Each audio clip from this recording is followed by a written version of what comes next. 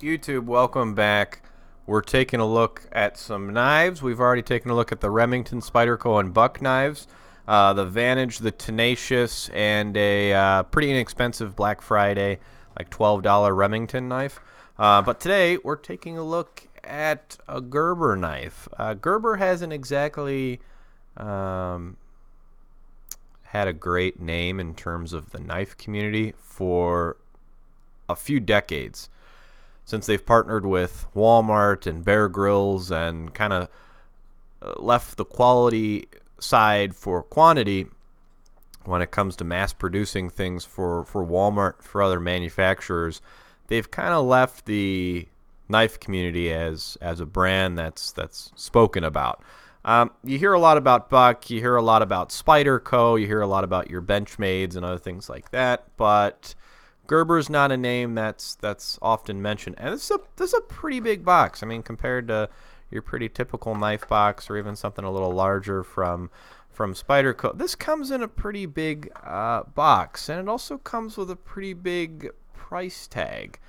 It's a $100 knife. Today we're talking about the Fastball. I've seen quite a few reviews on this. I don't know why my camera won't focus.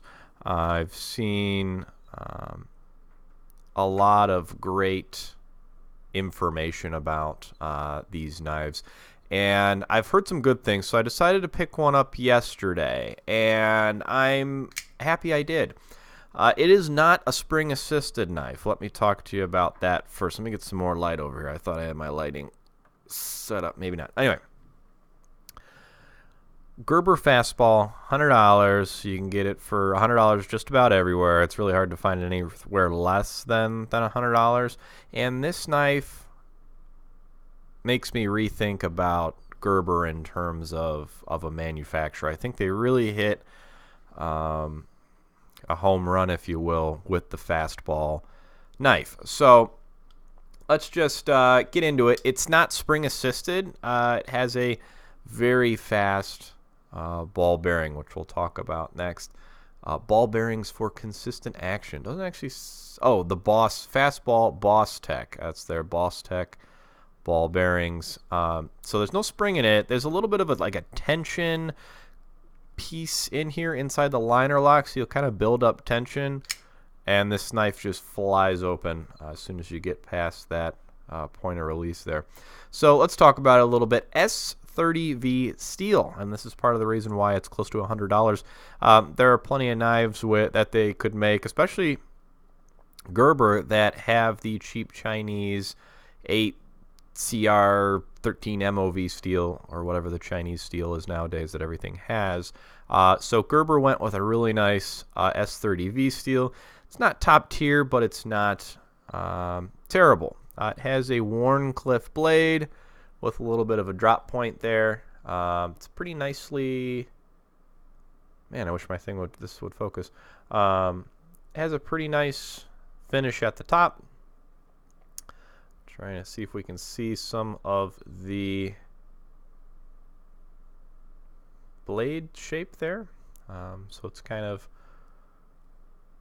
there we go, kind of pointed in the Wharncliffe style. It has a really nice point on it there. Has a 3-position pocket clip for ambidextrous carry. So this is where it comes in. You can flip it to this side or this side either. You obviously can't put it over here because that runs into the housing enclosure and other things like that for the backstop and other things like that.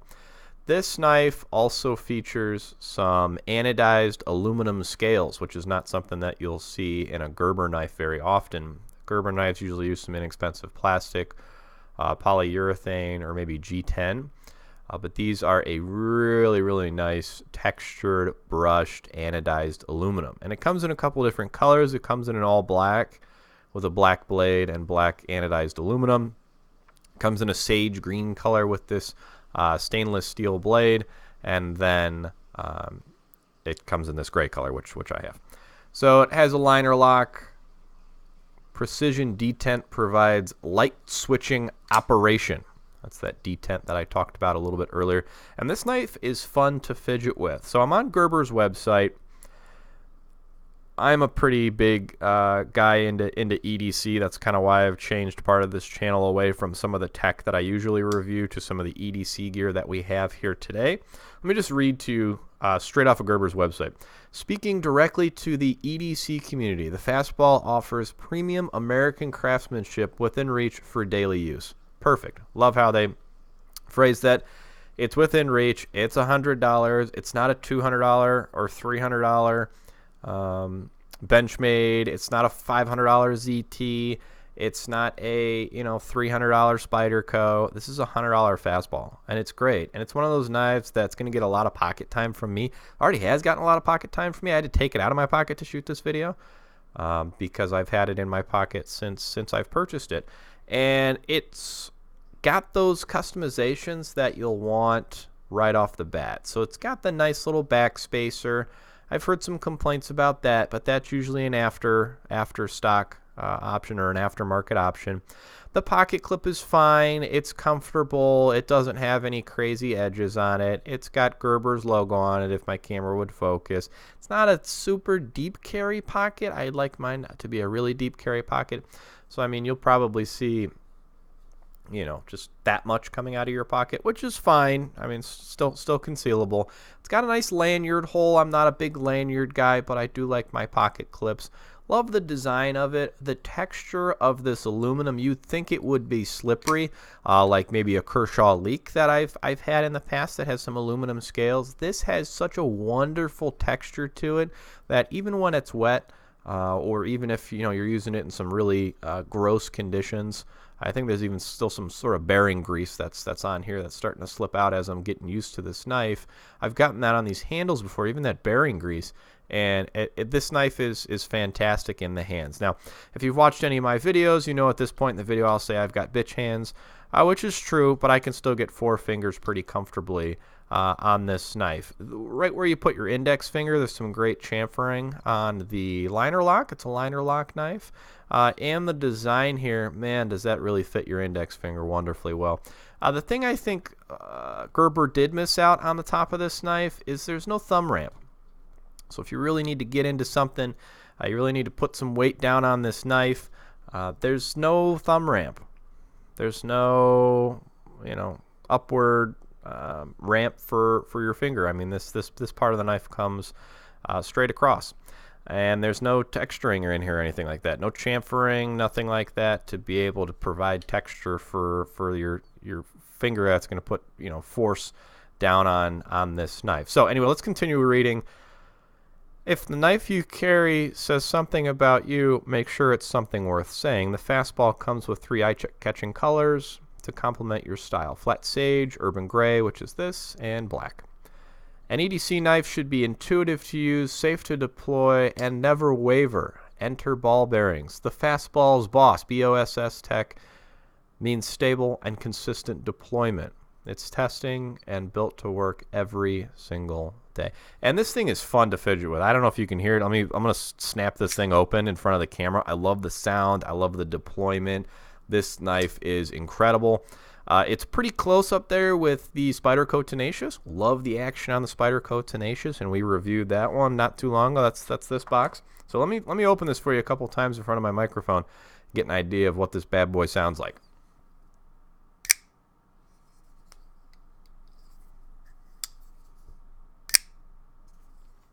Just got this great, just this outstanding little aluminum noise, especially when it really locks into place. You can get that great sort of aluminum noise there. So it's great. I'll just sit there, I'll fidget with it, and you'd think this action would slow down just because as the ball bearings, become worn and everything like that, but it is so consistent, it's insane.